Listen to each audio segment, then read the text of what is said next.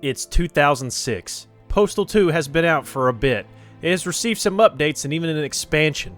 It was controversial, but still pretty popular. When it was time to make Postal 3, the developers, running with scissors, decided to make a deal with Nausicaä. Nausicaä was probably the biggest video game company in Russia at the time. I mean, they didn't really make a whole terrible lot on their own. They're mostly known for publishing stuff like Sabotage. What? Too obscure of an example? They had more resources and manpower than running with scissors, so the Arizona-based developers decided to outsource the third Postal game to a Russian-based company. Fast forward, it is now 2011. How did Postal 3 turn out?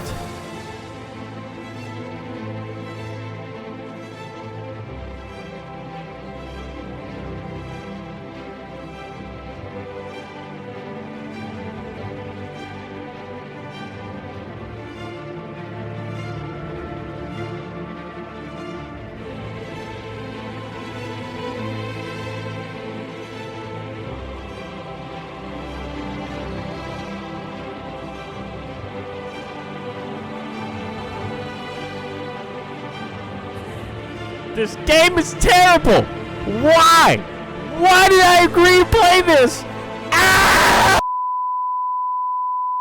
Alright, so why am I playing this exactly? Well, the team over at the Zoom platform asked me to. Zoom is a DRM-free video game marketplace. As of this video, this is the only place to legitimately acquire all the classic Duke Nukem games. The Zoom staff is super chill, and they sometimes ask if I want to cover a game they sell. Most of the time, it's some good stuff like Hard War, but then I was asked if I could showcase Postal 3. I told Zoom I was going to poop all over it, and they were like, that's fine, because there's an actual good reason to mention all of this. Zoom's version is patched. It's fixed. If you are new to Postal 3, well, for one, I'm sorry I had to be the one to introduce you to this awful game, but the original release was pretty broken.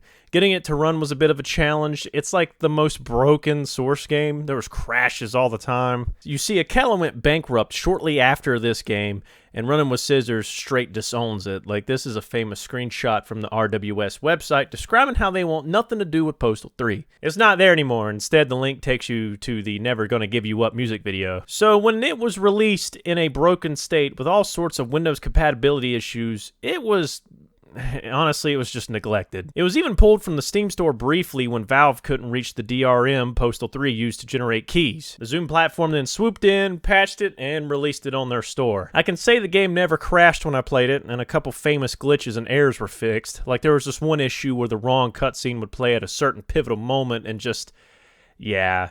Zoom kinda saved Postal 3, which is honestly admirable, and why I like Zoom. Postal 3 has since been relisted on Steam, but not fully. Look, there's just a lot of weirdness behind the scenes, but let's just say as of recording, the Steam version claims it has the Russian-only fart gun DLC weapon. Never thought I'd say that in a video, but it doesn't. Only the Zoom one does, among other things, like certain fixes. Zoom has mentioned a few times in their Discord that they have no control over what goes on with the Steam page, so be it RWS or whoever else, at the end of the day, the Steam build is still missing a couple features and fixes.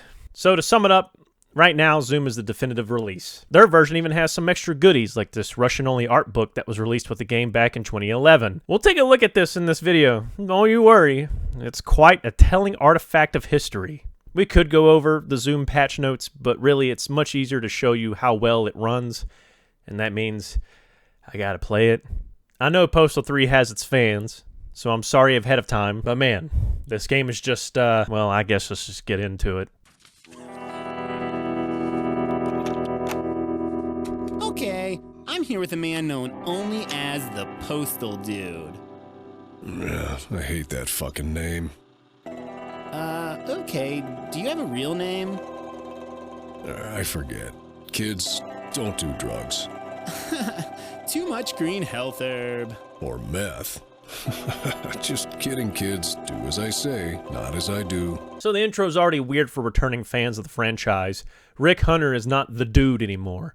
Instead, it's Corey Cruz. Now, to be honest, I think Corey Cruz did a phenomenal job. Let's be real. Anyone having to follow Rick Hunter is presented with a daunting, if not impossible, task, so it could have been way worse. And with the direction and dialogue he was given, I think he hit it out of the park, man. This is the first, and probably only good thing I have to say about Postal 3. Well, I do like the main menu. Yeah, this is pretty cool, pretty detailed. Inside look inside the trailer and whatnot. I wish I could stay here. Alright, this intro stuff goes on for a bit. I'm not going to let it play. It really doesn't matter. Let's just get to the tutorial. The cutscenes play music that's just so out of place. I'm not a zombie, damn it. Fuck.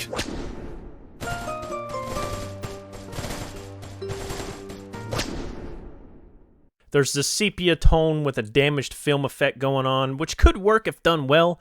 See like any Grindhouse flick. What happened to your arm? I got bit. Bit by what? If I told you, you probably wouldn't believe me.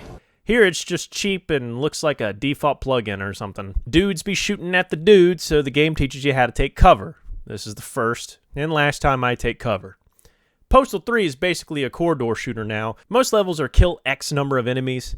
I immediately forgot the cover system, mainly because most levels aren't designed with it in mind, or I could just have a bad memory, who knows.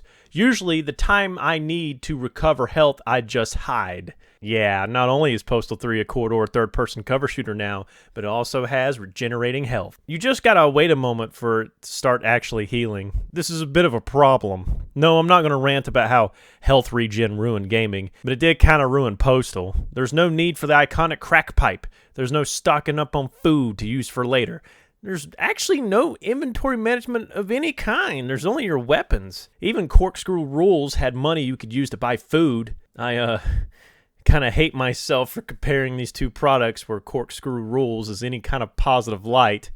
If you don't know what, Corkscrew Rules is... Yeah, right. I can't fuck. What's wrong with my voice? Maybe my balls are sleepy or something.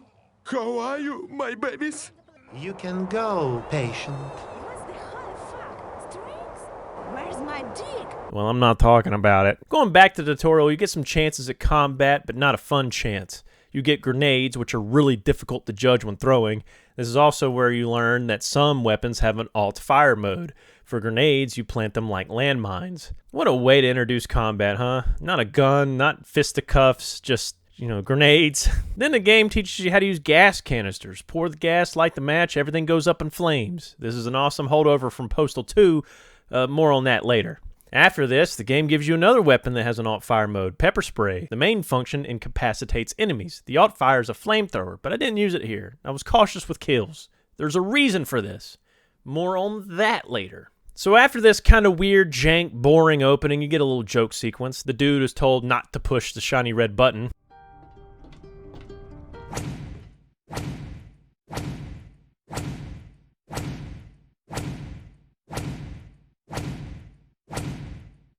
There's no choice here. You have to push the button. I waited a bit just to be sure. Then, well, the dude needs money now. He's no longer in Paradise, and if you remember, he did get fired from RWS.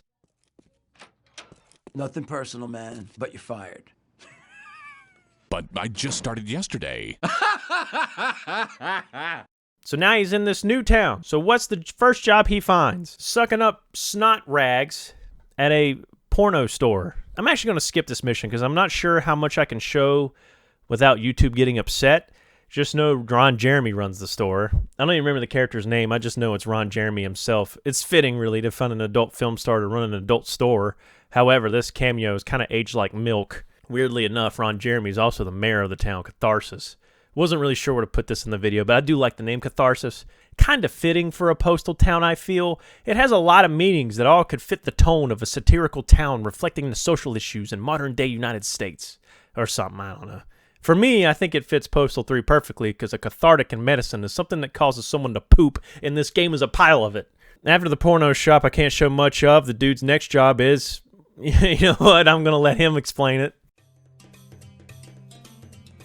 I happened upon some guy training another guy how to catch HIV-infected cats. Apparently, some sort of science experiment had gone awry in the previous game and rendered the local cat population a bit psychotic. Lucky for me, the trainee didn't have any aptitude for the job. Of course, I was grossly overqualified. Yeah, you're going around spraying cats until they're safe to pick up. This is a postal game, people. What I didn't know was that the local Mexi sushi concern had dibs on the local cat population. And they didn't take too kindly to gaijin plundering their natural resources. I really don't have any words. I typically don't do videos like this, going over each mission and whatnot, but there's a reason why Postal 3 gets special treatment. You need to understand why it's so baffling.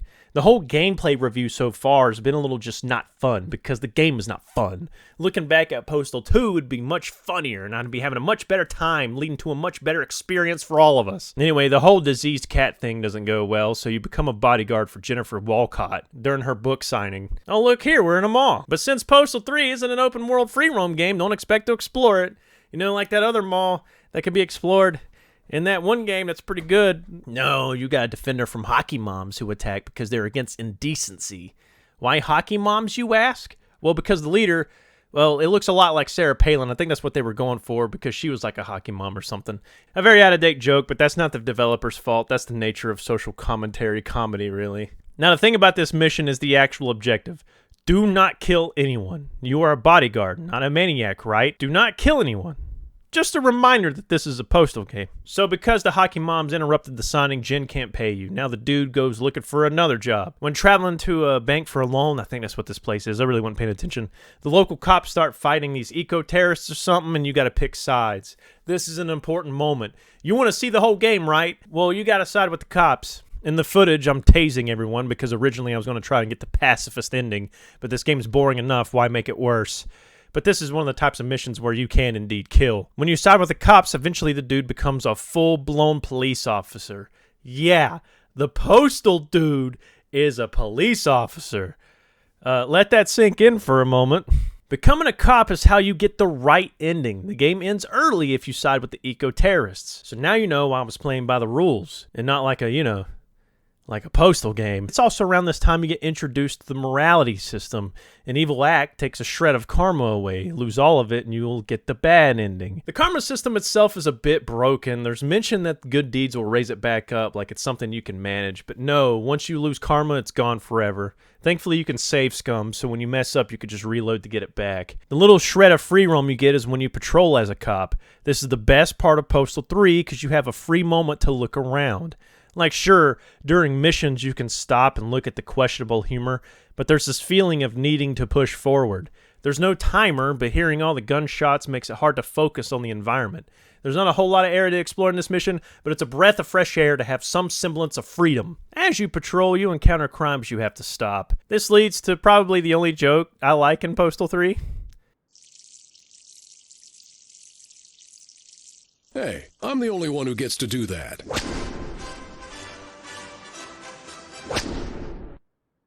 Making fun of the French never gets old. I actually kind of did laugh at that. Later, while exploring this level, I found someone else peeing. I can't have that in Catharsis. I cannot have people peeing on the streets, so I tase them. And what?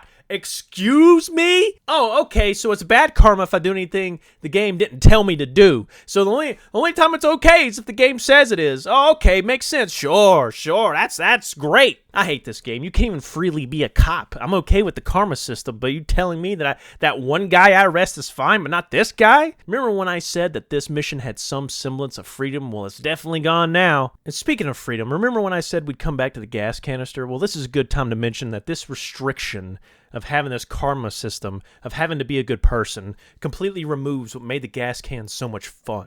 There's never a moment where you can just be like, aight, I want to burn this mob right here. There's never even a chance to set it up for any kind of payoff. I tried to use it mid-combat for giggles, and that kind of worked, I guess. But besides that, the gas canister is just another reminder that this isn't as good as Postal 2. Once this patrol section's over, Al-Qaeda does like a full-on invasion.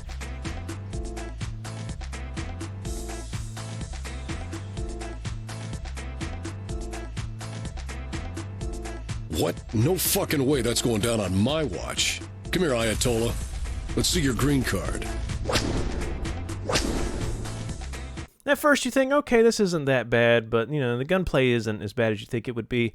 But the variety sort of ends here. Most missions after this boils down to just killing dudes, and it seems like everyone takes the same amount of hits, has the same kind of HP, unless it's like a boss fight or something.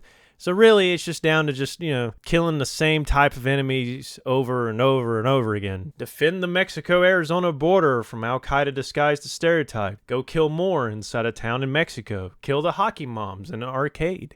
The only kind of dynamic nature to these segments is picking your shots. If you go in full auto, you'll definitely kill an innocent person and lose karma, so it's best to be surgical. Not sure if this is a good thing or not, because sometimes the AI will just walk in front of you. Like, look right here. Killing that cop by accident just took all of my karma. At this point, I'll stop the mission-to-mission play-by-play because there's not much more to the formula. You end up repeating a few things. There's one point where you gotta fight a rhino and you can only hurt it by having it run into objects. Well, you do it again later at a rodeo. You get another police patrol mission, and the devs thought being self-aware would make it A-okay. You know, they mentioned in this little screen right here that they're recycling. But honestly, I wish the game was more of this. I think they missed what would be annoying to recycle. I want more wandering around, not corridor shooting. Speaking of recycling, the devs definitely ran out of time, or were just lazy, or just plain crazy, or all three, because there is some questionable additions. There's some times where they'll just play a loud yell after a cutscene or something. Okay, headphone users beware. I'm going to play what I mean. I'm not going to play it at full volume, but it's still kind of loud. If you want, you can give me your teeth as a fucking down payment, fool. Then I'll come find you next week, and I'll take that paycheck, too. Actually, I believe you're beneath my skill level, stereotypical street thug. Deputy Champ, would you take care of this one? Ah, shit! Joe, foul bees off me, man. Christ help me, Jesus! I'm gonna die! Mama! And before I could do anything, Champ had chased the guy out of sight. But I was confident that street thug would not escape justice. Like, what was the point of that? Like, seriously, were they making a Citizen Kane joke, you know, with the screaming bird that was included to wake up audience members? But, I know what to handle. A lot of service? Yeah, but I know what to handle him. Like the time his wife left. Anyway, they do it a few times. I guess because they had no other ideas. So let's just go dig that out of the recycle bin, baby. Let's do it. Just so you know how out of left field and jarring it is, I'm going to play that again at a random moment in this video. You'll get the full Postal 3 experience, you know? Keep you on your toes. Sorry ahead of time to headphone users, but you need the true Postal 3 experience. Not sure where to mention it, but there is a part where you got to defend Yui Bowl from movie nerds who think his movies suck. You know, this isn't the first time Yui Bowl has appeared on this channel. I used him in the Daxter video I did one April Fool's. Maybe me praising Daxter is a sign of its true suckage. Maybe I am the Yui Bowl of game reviewers. And basically my message is, fuck yourself. If you aren't aware, Yui Bowl is notorious for making some of the most horrendous films ever to grace the big screen. A lot of them just happen to be video game ones. I'm not sure what I could really say about Yui Bowl that hasn't been said before. He boxes his critics who are wheeling, which is something. Explains the gloves in Postal 3. The game doesn't really do a good job of making me feel like I want to protect him, though. I mean, he's not made a single good movie. Rampage, not based on the video game, is kind of okay. It comes off like an edgy teenager who just so happened to browse a certain image board for the first time wrote the script. That's what you didn't get. You think people are equal? They're not. They're not. It's not as offensively bad as the video game adaptations, because you're not already mad because you know that your favorite franchise is about to be butchered. Like, take Alone in the Dark, for example. It has, like, nothing to do with the game. It's so awful, I've actually never finished the whole thing. Though I think if Alone in the Dark was removed from the title, it'd still be one of the worst movies out there. Bloodrayne, the second one specifically, looks hilarious as it has this TV movie of the week kind of quality. God, it looks so bad. Not exactly sure why, but I've seen all these movies as a teenager. I think I just answered my own question. But really, I know what all of you want. You want me to be like, but wait, he made the Postal movie, and it's so good. It's probably Yui's best movie, if I had to pick one, but I really don't like it. I found it to be very boring and at the same time a never-ending mess. The plot never has time to breathe, as it's just full speed the whole time. There's only a few jokes that make me chuckle, and the rest are either lame or just not my type of humor. The best part is seeing Yui Bowl get punched. Paul, I'm Vince Stesi. What the fuck you do to my game Postal? I don't know what your fucking problem is. The movie is great. The movie has its fans, and that's fine. I can see the appeal. I think it does have the most to do with the game franchise than his other adaptations. There's multiple factions fighting each other, the dude is unemployed and has a toxic relationship, etc., etc. I could go on. I just think it mirrors Postal 3 more than the other games. I feel like a Postal 2 movie would be closer to something like Falling Down. I don't want lunch. I want breakfast. Yeah, well, hey, I'm really sorry. Yeah. Well, hey, I'm really sorry, too. I'm getting dangerously close to doing a full-on movie review. Let's just move on. Jesus Christ. Let's just skip to where you become a part of Mayor Ron Jeremy's Secret Service and you ride segways. This is his version of the presidential motorcade. You follow him, try to defend him by shooting Al-Qaeda, and it goes on and on and on and on. Eventually you get the mayor to his thing, something happens, and I don't know. Hugo Chavez randomly invades Catharsis, and now you gotta fight the Venezuelan army. How did they get from Venezuela to an Arizona-Mexico border town? It doesn't matter. Laugh! Laugh, it's funny! It's funny, because LOL random! At this point, I'm pretty much done with the game. I mean, this is the end, but I super don't feel like playing more to show you the alternative path of playing with the eco-terrorists. I honestly made it further than I expected to. I didn't think I'd beat this game. Thankfully, it is pretty easy, as I rarely died. It's very short, so the asking price isn't crazy, especially since the Zoom version has some extras, including the previously mentioned art book. I originally wasn't going to go deep into this Russian-only art book, but while exploring one of the levels, I noticed something. In the town in Mexico you found Al-Qaeda in, I found this statue. I was like, man, that looks like the dude from Swashbucklers. Also, a game from Akela. I mean, it's a guy wearing a cowboy hat and a poncho, not exactly unique character design, but I was like, this could be an Easter egg. So I scrolled in the art book till I got to the Mexico town, and sure enough, this page mentions Abraham Gray from the Swashbucklers game. It was at this point I decided maybe I should translate more sections. There was one moment where I used no clip because this house had music playing outside of it, and there was nothing there, but the art book mentioned that it was a house where the developers should have lived, but they didn't have enough time to implement it. Maybe we'll make a patch. Yeah, I'm sure that patch will happen. Now, this art book is massive, so I decided to stick to pages where it appeared like the devs were talking. There could be some super insensitive stuff in here. Hopefully not, but I'm sure someone will tell me in the comments if there's anything iffy. Anyway, on this page, we get a timeline of events, standard Postal history. Here we have Trash Masters, the developers, explaining their formation, how they are a developer team under the Akela brand. Interestingly enough, they admit to making a bad game, which was their first release. I'm using Google Translate, so the grammar may be off, but the passage says something like, the first official release was the game Swordbearer, based on the film. Since the status of internal studio training of the leading Russian publisher was no longer constrained by creative staff, Swordbearer was made emphatically trashy, postmodernist, and one might even say, deconstructivist. So yeah, Trash Masters was like, yeah, we did that on purpose. No blaming it on time or budget constraints, just them being artsy in a trashy way. The art director, Kaliv Boris, I hope I didn't butcher that too hard, has a whole section where he talks about working on Postal 3. Talking about what it's like to work at Trash Master Studios in form of an artist and art director over Postal 3, I can say there was a lot of difficulties. At certain moments, you remembered the expression that in Russia, everything is done through ... I reached out to a friend who lives in Russia to finish that expression because Kaliv here doesn't, and I know Google Translate was probably mistranslating it a bit. So the phrase that he was referencing is, in Russia, we do everything through the asshole. My friend explained that basically, that means we do everything poorly.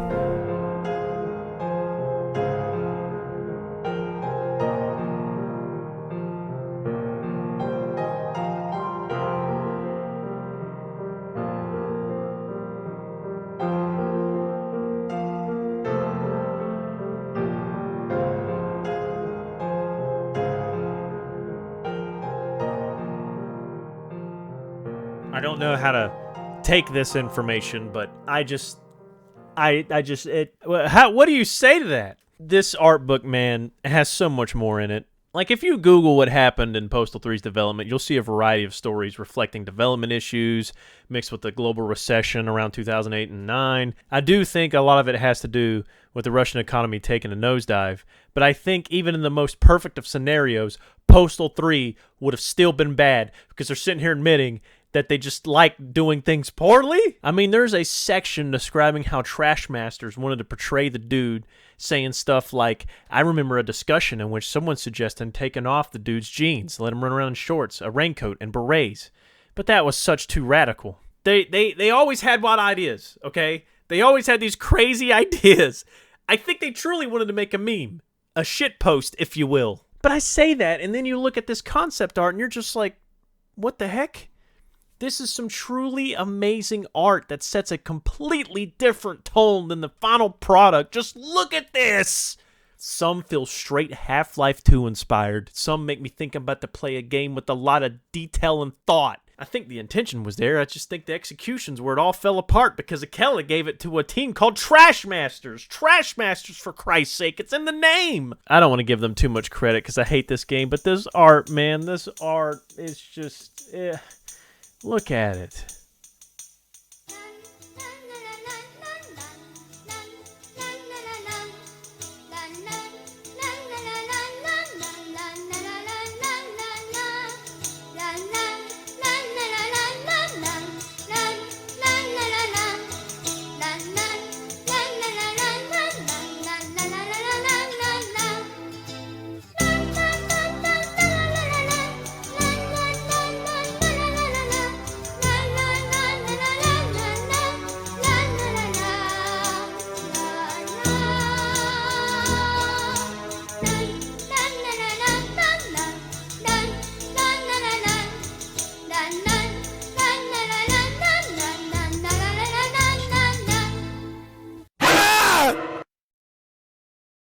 I was just going to end the video there, but I do want to give thanks to the Zoom platform for giving me a review copy of Postal 3. I think it's clear in this case that receiving a free copy didn't alter my views. This video was profoundly negative after all, but I never would have gone this deep or even taken a second look at Postal 3 if it wasn't for the staff asking me to showcase it. So some good came out of this. I am more aware, I guess, of this game, and I can say more than just it's bad, you know. I have a lot more details and information to back that up. I can say that it's a game that was worked on for many years by a team that probably didn't know what they were doing, but you know, they did do it. They did release it. Going back to the Zoom version, honestly, the art book alone and the other goodies I haven't mentioned make this release very worth it. And for those who are fans of this game, this version works great out of box. I didn't experience a single crash. The only iffy things I saw were game-related and nothing that caused me to soft lock or anything like that. For people who are just curious, I would still recommend this version, so you can use the art book as sort of a companion piece. You could get to a level like the arcade and be like, I wonder if the devs have any commentary about this. Boom, art book, Google Translate, see what they say. I'll have a link to the store page in the description below. It's DRM free and no need for yet another game client. Anyway, I'm done with this video. I'm done with this project. I need a palate cleanser, man. Next video will be something I know I'm going to enjoy. But until then, thanks for watching. I regret everything.